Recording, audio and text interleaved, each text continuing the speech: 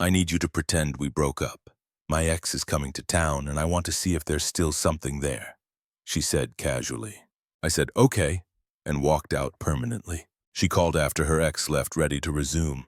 I said, "We're not pretending anymore," and hung up. Hey viewers, before we move on to the video, please make sure to subscribe to the channel and hit the like button if you want to see more stories like this. Thanks. The air in our apartment didn't feel different that Tuesday. The smell of the garlic chicken I'd just made still hung in the kitchen. My girlfriend Sarah sat across from me at the small IKEA dining table we'd built together 3 years ago. She was pushing a piece of broccoli around her plate, her eyes fixed on the grain of the wood. We'd been together for 3 years, lived together for 2. I was 28, she was 26. I thought we were solid. I was saving for a ring, a classic solitaire she'd pointed out once when we walked past a jeweler's window. I had a spreadsheet for our finances, a plan for a down payment on a house, a vision of us growing old and boring together. I was an idiot. "Mark is coming to town," she said. She didn't look up. She just dropped the sentence onto the table like a dead bird. I paused, my fork halfway to my mouth.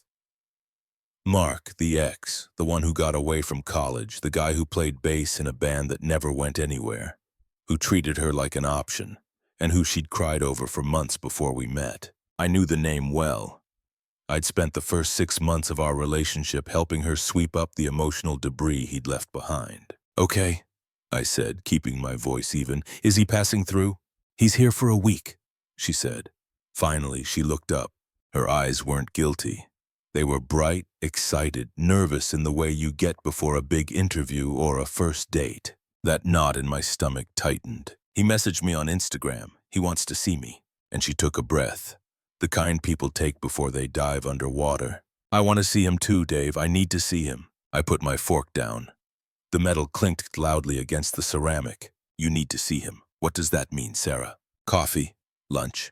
"I don't know," she said, and the speed of her answer told me she knew exactly what it meant. That's the problem. I don't know. We never really had closure. It just ended. And now we've been together for 3 years and things are good. You're great. You're safe. Safe. The word felt like a slap. Safe is what you call a Volvo, not the man you love. "But I always wonder," she continued, gaining momentum now, her hands fluttering. "I wonder what if. It's not fair to you. And it's not fair to me to have this ghost hanging over us. I need to know if there's still a spark. I need to get it out of my system so I can commit to you fully. I need to be sure." I stared at her. The audacity was so physical it almost had mass. "Let me get this straight," I said, my voice dangerously calm. "You want to pause our relationship for a week to test drive your ex-boyfriend. If the sex is good, you leave me. If he's a loser or dumps you again, you come back to safety. Is that the pitch?" "Don't make it sound so ugly," she snapped, her face flushing. "It's not a test drive, it's closure. I need to know if we're meant to be." She reached across the table, trying to take my hand. I pulled back. "I need you to do this for me," she said, her voice dropping to a whisper. "If you love me, you'll let me figure this out. But I can't do it if you're here. It would be weird. I need you to go stay at your brother's place for the week or a hotel.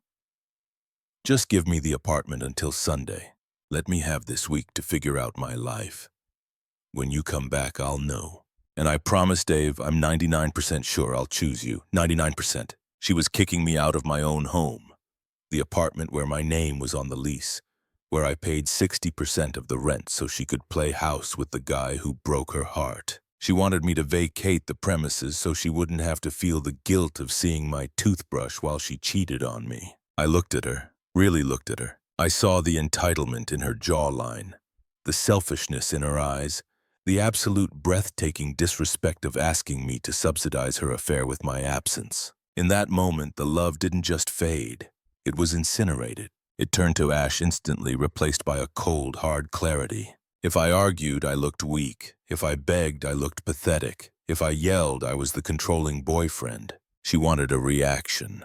She wanted me to fight for her to prove I cared more than he did. She wanted to be the prize 2 men were competing for. I decided right then that I wasn't going to compete. I was going to disqualify myself. I stood up and picked up my plate. I walked to the trash can and scraped the chicken and broccoli into the bin. Okay, I said. Sarah blinked, stunned. Okay, yeah, okay. I turned to face her, my face a mask of absolute indifference. If you need to figure it out, figure it out. I'll go pack a bag. Really? A smile broke across her face, relief mixed with a little disappointment that I wasn't fighting harder. You understand? Oh my God. Thank you, Dave. You're so mature. Most guys wouldn't get it. I get it perfectly, I said. I walked into the bedroom and pulled my large suitcase from the top of the closet. Just a week's worth of stuff, she called out from the living room. You don't need to pack everything. I know, I muttered. I opened the suitcase. I didn't pack clothes first. I went to the small safe in the back of the closet. I took out my passport, my birth certificate, my social security card, and the spare key to my car. I put them in the mesh lining. Then I went to the dresser.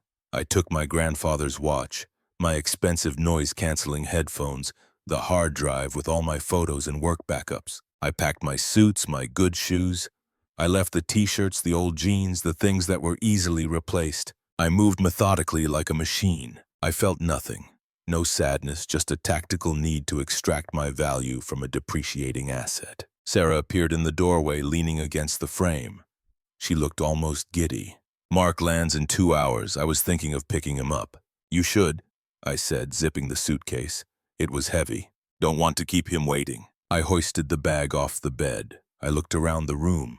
The photos of us on the dresser, the bed we bought together. It all looked like a set on a TV show that had just been canceled. I walked past her into the hallway.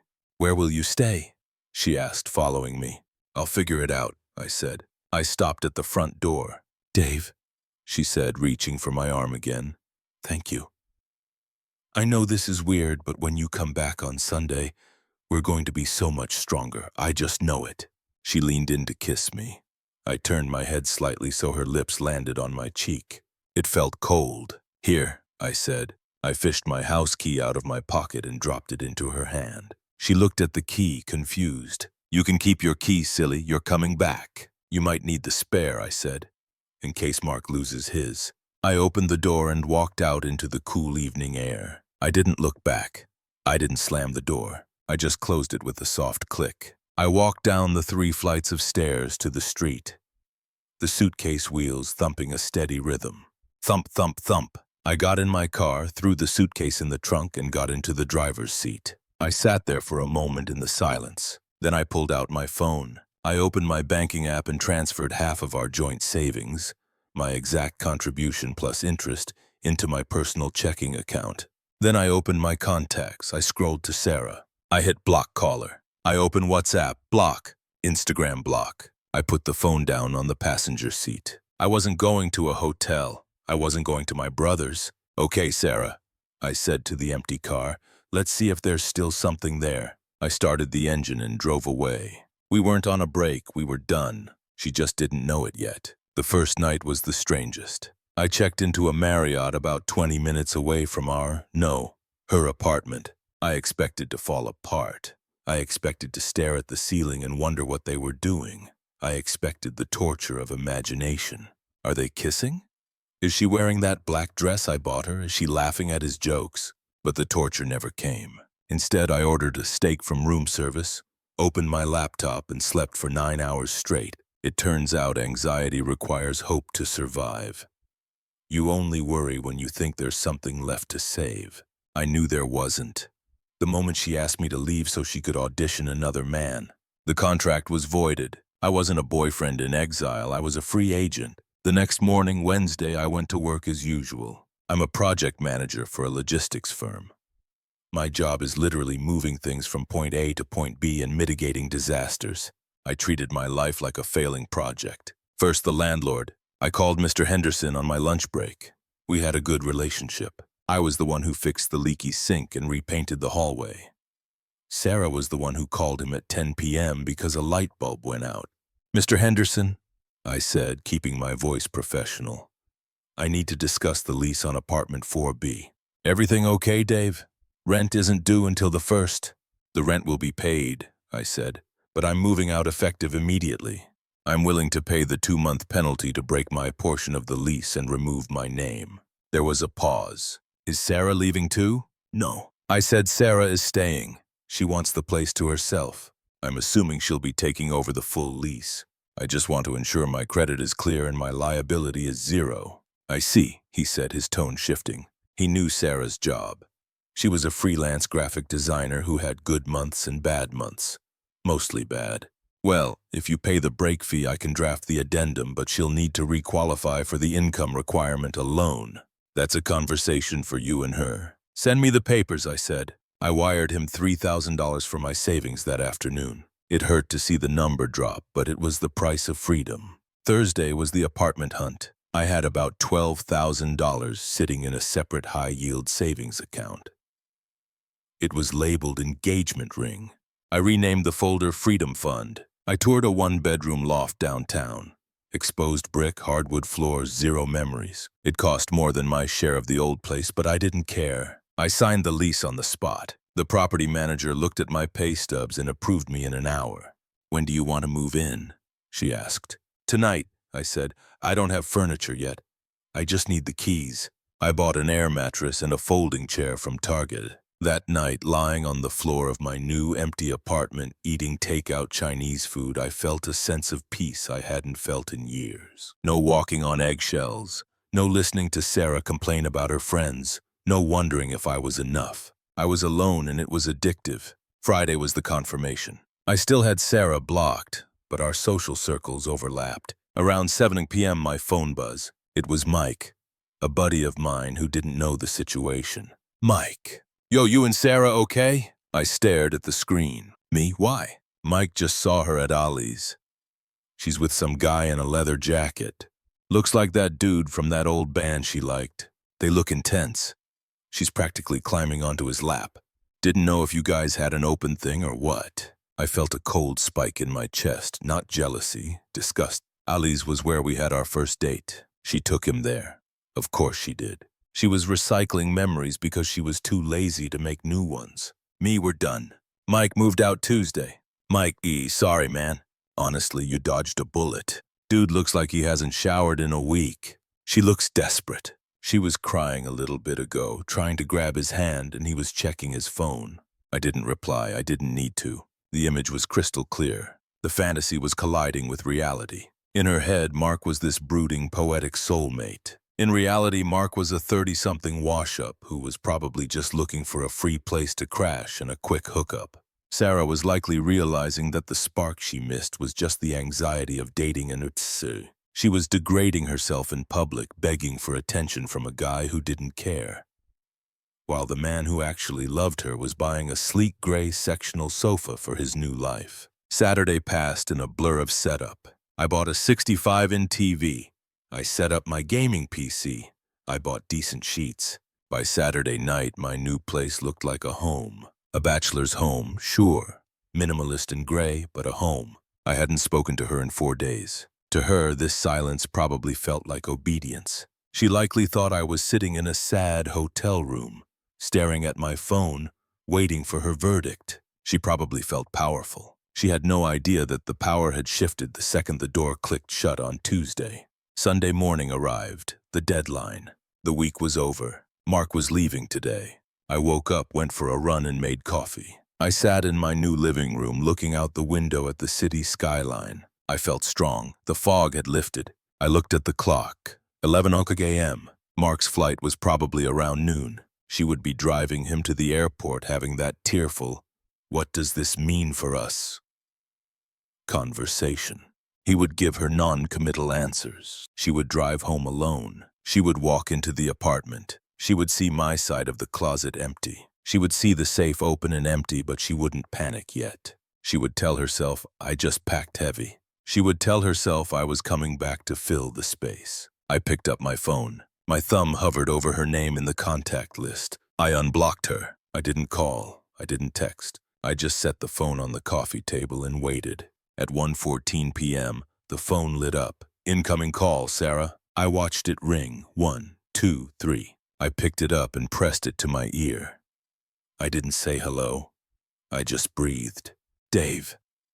Her voice was breathless, shaky, but she was trying to sound upbeat. Hey, baby, are you there? I'm here, I said.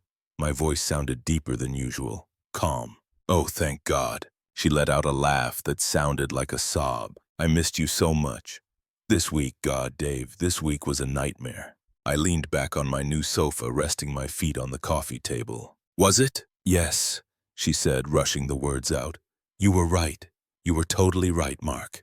He's not who I thought he was. He's immature and selfish, and honestly, he smells like cigarettes and cheap beer. I spent the whole time wishing it was you. She paused, waiting for me to comfort her, waiting for me to say, I told you so.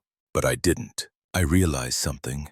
She continued, her voice dropping to that intimate register she used when she wanted something. I realized that what we have is real. He was just a fantasy. But you're my reality. I choose you, Dave. I choose us. You choose me, I repeated flatly. Yes, I know I hurt you and I'm so sorry, but I needed to do this to be sure, and now I'm sure. Can you come home? I'm making that lasagna you like. I want to forget this ever happened. Just come home, babe. I looked around my new apartment. The sunlight hitting the floor, the silence, the dignity. I can't do that, Sarah. I said, what? Why? You're still at your brother's, right? Just drive over. I'll make it up to you. I promise. I'm not at my brother's, I said, and I'm not at a hotel. Where are you? Her voice hitched, a tiny thread of panic woven in. I'm at home, I said. My home. I don't understand. I'm at home. You're not here. No, I corrected her. You are at your apartment. I am at my apartment. Silence on the line. Thick, heavy silence. Dave, what are you talking about? You asked for a breakup, Sarah, I said, my voice ice cold. You asked me to move out so you could duel your ex-boyfriend. You called it a pause. You called it closure. I called it the end. No, she shrieked. It wasn't a question anymore. It was just for the week. We agreed. You said okay. I said okay to the breakup. I said I moved out on Tuesday. I signed a new lease on Thursday. I'm not coming back, Sarah. Not today, not ever. You can't do this, she screamed. I could hear the desperation clawing at her throat. You can't just leave. We live together. The rent, my life. The rent is paid for this month, I said. I spoke to Mr. Henderson. I paid the penalty to break my lease. As of the 1st of next month, the apartment is entirely yours. You chose Mark for the week. You can have the apartment for the rest of your life. I hope you two were worth it. He's gone. She was sobbing now. Ugly, heaving sobs. He left. He didn't even say goodbye properly. I have no one, Dave. You can't leave me alone. We're not pretending anymore, Sarah. I said you wanted to see if there was something still there. Well, look around the apartment. Look at the empty closet. Look at the empty safe. There's nothing there. Dave, please. I love you. Don't hang up. Goodbye, Sarah. I tapped the red button. Then I tapped block. I sat there for a moment, listening to the silence of the room. It was the best sound I had ever heard. I stood up, walked to the fridge, and cracked open a beer. I took a long sip. Then the doorbell rang. I frowned. Nobody knew where I lived yet. I walked to the door and looked through the peephole. It wasn't Sarah. It was a delivery guy with a pizza. Right, I'd ordered that. I opened the door, paid the guy, and took the box. Have a good night, man, the driver said. I smiled, a real, genuine smile. I definitely will. But of course, karma isn't done just because you hang up the phone. The unraveling was just beginning. And I had a front row seat, even from a distance. The silence following that phone call was the most expensive thing I'd ever bought. And it was worth every penny of the $3,000 lease break fee. But in the age of social media and mutual friends, you can never truly vanish. You just change your viewing angle. I became a spectator to the car crash I had stepped out of. It started on Tuesday, 2 days after the breakup. I was at work reviewing shipping manifests when my phone buzzed. It was Mike again. Mike, dude, you need to see this. He sent a screenshot of a Facebook status from Sarah. It was a wall of text. Some men are cowards who run away at the first sign of difficulty. A real man fights for his relationship. A real man understands that confusion is part of love. Abandoning your partner when they are vulnerable is the lowest form of betrayal.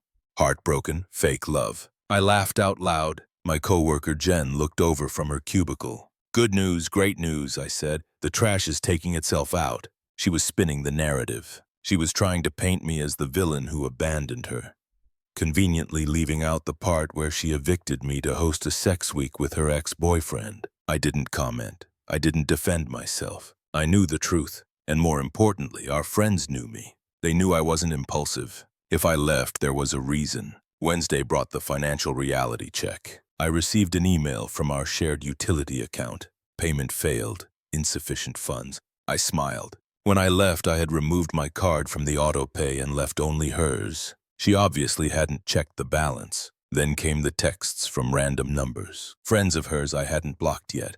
Or maybe she was using their phones. Number 1. Dave, you can't just leave her with the rent. She's crying her eyes out. Be a man. Number 2. This is really cruel. Dave, at least talk to her. I replied to one of them, Sarah's best friend, Jessica. Jessica was the one who always encouraged Sarah to know her worth. Me, Jessica.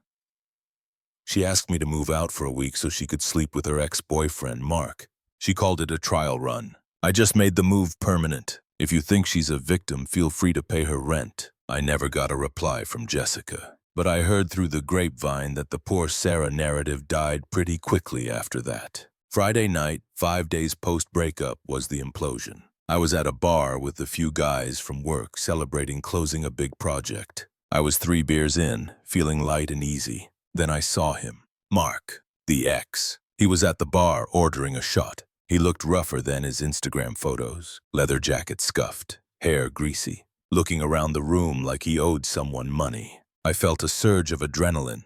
I should have been angry. I should have wanted to punch him. But looking at him, this sloppy aging hipster who looked like he smelled of stale tobacco, I just felt pity. This was the competition. This was the guy she blew up her life for. He didn't know who I was. Why would he? I was just the safety net. I walked up to the bar next to him. Tough week? I asked, signaling the bartender for another round. Mark looked at me, blurry-eyed. You have no idea, man. They're crazy in this town. I raised an eyebrow. Oh yeah, he scoffed, knocking back his whiskey. Came here to visit an old flame. Thought we'd have a good time. Maybe hook up for old time's sake. Chick went full psycho. Day 2, she's talking about marriage. Day 3, she's crying because I didn't want to watch The Notebook or whatever. I dipped out early. Been crashing on a buddy's couch since Wednesday. I fought to keep my expression neutral. She sounds intense. Intense. She's delusional. Mark laughed. She kicked her boyfriend out for the week just to have me over. Like literally sent the dude packing. I told her, babe, if you do that to him, you'll do it to me. No loyalty. I can't respect that. The irony was so rich it tasted like expensive chocolate. Even the scumbag home wrecker had higher standards than Sarah. Sounds like you dodged a bullet, I said, clinking my glass against his empty one. Bullet? I dodged a nuke, he muttered, heading back to Portland tomorrow. Good riddance. I finished my drink, paid my tab, and left a generous tip. Safe flight, Mark. I walked out of that bar feeling like I was floating. I had the confirmation. He didn't even like her. She destroyed everything for a guy who called her delusional to a stranger at a bar. The next week, the silence from Sarah stopped and the desperation began. The emails started arriving. Long rambling essays sent to my work address because it was the only channel I couldn't fully block without it getting involved. Subject: please read the truth. Dave, I know you're angry. You have every right to be, but what I did wasn't cheating. It was clarity. I needed to see that the grass wasn't greener. It was brown and dead. You are the greenest grass I've ever known. I deleted it. Subject: rent, Dave. I can't make rent on the first alone. Mr. Henderson says I have to reapply or get a roommate. Please just pay half for this month. We were partners. Doesn't that mean anything? I forwarded it to my spam folder. Then 2 weeks later, the final encounter. The optional twist that life gifted me. I was at a coffee shop downtown. The nice one near my new apartment. I was sitting with a woman named Elena. We had met on a dating app a few days prior. It was our first date. It was going well. She was funny, an architect, sharp as a tack. The door chimed. I looked up. Sarah walked in. She looked terrible. She wasn't wearing makeup. Her hair was in a messy bun, but not the cute messy bun style. The I haven't washed this in 3 days style. She was wearing sweatpants. She was holding a stack of flyers. Roommate wanted. She walked to the community board near the counter to pin one up. She turned. Our eyes locked. Time froze. I saw the recognition hit her like a physical blow. She saw me. She saw the clean shave, the fresh haircut, the nice shirt. She saw Elena laughing at something I'd just said, her hand resting lightly on my arm. Sarah's mouth opened. She took a step toward us. Dave, she croaked. The cafe was quiet enough that Elena heard it. She looked up then at me. "Friend of yours?" I looked at Sarah. I looked at the dark circles under her eyes. I looked at the flyer in her hand that screamed desperation. I remembered the way she looked at the dinner table when she told me I was safe, boring, and temporary. I looked back at Elena. "No," I said calmly. "I don't know her." I turned my back on Sarah and took a sip of my coffee. Behind me I heard a gasp, then a silence that stretched for eternity, then the sound of paper crumpling. The door chimed again. When I looked back a minute later, she was gone. The flyer was on the floor, trampled by the line of customers waiting for their lattes. I never heard from her again. 6 months later, a mutual friend told me she had to move back in with her parents in Ohio. She defaulted on the lease. Her credit was tanked. Mark had blocked her. Me, I got promoted. I traveled to Japan. I kept seeing Elena. I never did get closure in the traditional sense. No long conversation, no weeping apology. But I realized I didn't need it. Closure is a scam. It's a way for the guilty to feel better and the victim to stay trapped. The best revenge isn't a speech. It isn't a confrontation. It's being happy. It's being successful. And it's the look on her face when she realizes that while she was busy testing the waters, you simply walked out of the ocean and dried off. She wanted to see if there was something still there. She got her answer. There was nothing. Absolutely nothing at all. Thanks for watching. Make sure to subscribe to the channel and hit the like button. What do you think about this story? Share it in the comments.